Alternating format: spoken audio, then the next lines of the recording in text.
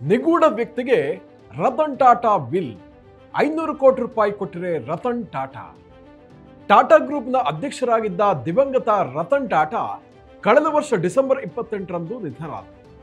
ಅವರ ಉಯಿಲು ಅಥವಾ ವಿಲ್ ಅನ್ನ ಇತ್ತೀಚೆಗೆ ತೆರೆಯಲಾಯಿತು. ಆಗ ಅನಿರೀಕ್ಷಿತ ಅಚ್ಚರಿಯೊಂದು ಕಾದಿತು. ನಿಗೂಢ ವ್ಯಕ್ತಿಯೊಬ್ಬರಿಗೆ ರತನ್ ಟಾಟಾ ಅವರು 500 ಕೋಟಿ ರೂಪಾಯಿ ಆಸ್ತಿಯನ್ನ ವಿಲ್ನಲ್ಲಿ ಬರೆದಿಟ್ಟಿದ್ದರು. ಈ ರೀತಿಯಾಗಿ ಎಕನಾಮಿಕ್ ಟೈಮ್ಸ್ ವರದಿ ಮಾಡಿದೆ. ರತನ್ ಟಾಟಾ ಅವರು ಮೋಹಿನಿ ಮೋಹನ್ ದತ್ತಾ ಎಂಬ ಜಮ್ಶೆಡ್ಪುರದ ಉದ್ಯಮಿಯೊಬ್ಬರಿಗೆ ಬರೋಬ್ಬರಿ 500 ಕೋಟಿ ರೂಪಾಯಿ ಮೌಲ್ಯದ ಆಸ್ತಿಯನ್ನ ವಿಲ್ನಲ್ಲಿ ಬರೆದಿಟ್ಟಿದ್ದಾರೆ. ಆದರೆ ಇವರು ಯಾರೆಂಬುದೇ ಯಕ್ಷ ಪ್ರಶ್ನೆಯಾಗಿದೆ. ವರದಿಗಳ ಪ್ರಕಾರ ಮೋಹಿನಿ ಮೋಹನ್ ದತ್ತಾ ಅವರು ರತನ್ ಟಾಟಾ ಅವರಿಗೆ ದಶಕಗಳ ಕಾಲ ಪರಿಚಿತರಾಗಿದ್ದರು. ಹೀಗಿದ್ರು ರತನ್ ಟಾಟಾ ಅವರ ಆಪ್ತ ಬಳಗದಲ್ಲೂ ಈ ಮೋಹನ್ ದತ್ತಾ ಅವರ ಹೆಸರು ಹುಬ್ಬೇರಿಸುವಂತೆ ಮಾಡಿದೆ. ರತನ್ ಟಾಟಾ ಅವರ ಬದುಕಿನಲ್ಲಿ ದತ್ತಾ ಅವರ ಪಾತ್ರ ಏನಾಗಿತ್ತು?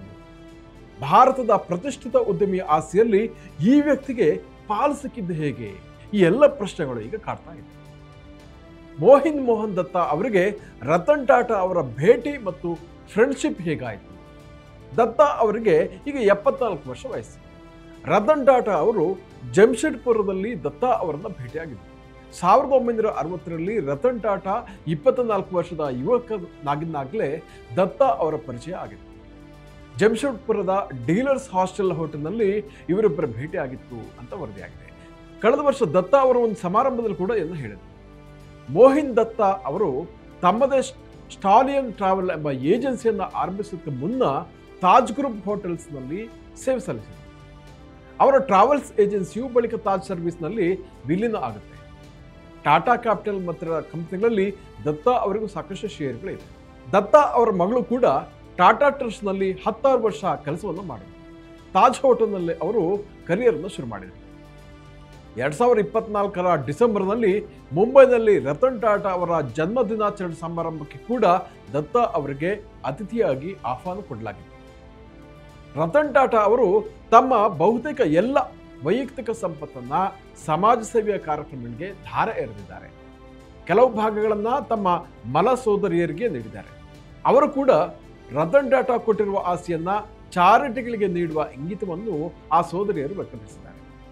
ಕಾನೂನು ತಜ್ಞರು ರತನ್ ಟಾಟಾ ಅವರ ವಿಲ್ ಅನ್ನ ವಿವರವಾಗಿ ಪರಿಶೀಲಿಸಲು ಈಗ ಸಿದ್ಧತೆಯನ್ನು ಮಾಡಿದ್ದಾರೆ.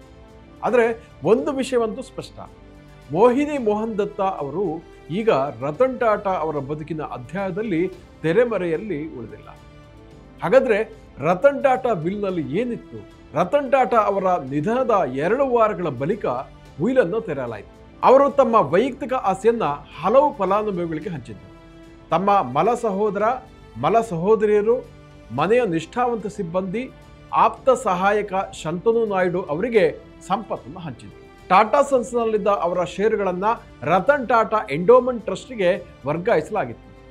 ವಿಶೇಷ ಏನಂದ್ರೆ ರತನ್ ಟಾಟಾ ಅವರು ತಮ್ಮ ನೆಚ್ಚಿನ ನಾಯಿ ಟಿಟೋಗೆ ಅದರ ಜೀವನ ಪೂರ್ತಿ ಆರೈಕೆಗೆ ವ್ಯವಸ್ಥೆ ಕಲ್ಪಿಸಲು ಕೂಡ ವಿಲ್ನಲ್ಲಿ ಮರೆಯದೇ ಬರೆದಿದೆ. ಹುರುನ್ ಇಂಡಿಯಾ ರಿಚ್ ಲಿಸ್ಟ್ ಪ್ರಕಾರ 2024ರಲ್ಲಿ ರತನ್ ಟಾಟಾ ಅವರು ಟಾಟಾ ಸನ್ಸ್ನಲ್ಲಿ ಹೊಂದಿದ್ದ ಷೇರುಗಳ ಮೌಲ್ಯ 7,900 ಕೋಟಿ ರೂಪಾಯಿ. ಎಕನಾಮಿಕ್ ಟೈಮ್ಸ್ ವರದಿಯ ಪ್ರಕಾರ ರತನ್ ಟಾಟಾ ಅವರ ಆಸ್ತಿಯ ಒಟ್ಟು ಮೌಲ್ಯ 15,000 ಕೋಟಿ ರೂಪಾಯಿ ಇರಬಹುದು. ರತನ್ ಟಾಟಾ ಅವರು 2022ರಲ್ಲಿ ತಮ್ಮ ವೈಯಕ್ತಿಕ ಸಂಪತ್ತನ್ನ ಸಮಾಜ ಸೇವಾ ಯೋಜನೆಗಳಿಗೆ ಬಳಸಿಕೊಳ್ಳಲಿಕ್ಕೆ ಮತ್ತು ನಿರ್ವಹಣೆ ಮಾಡಲಿಕ್ಕೆ 2 ಸಂಸ್ಥೆಗಳನ್ನು ರಚಿಸಿದರು.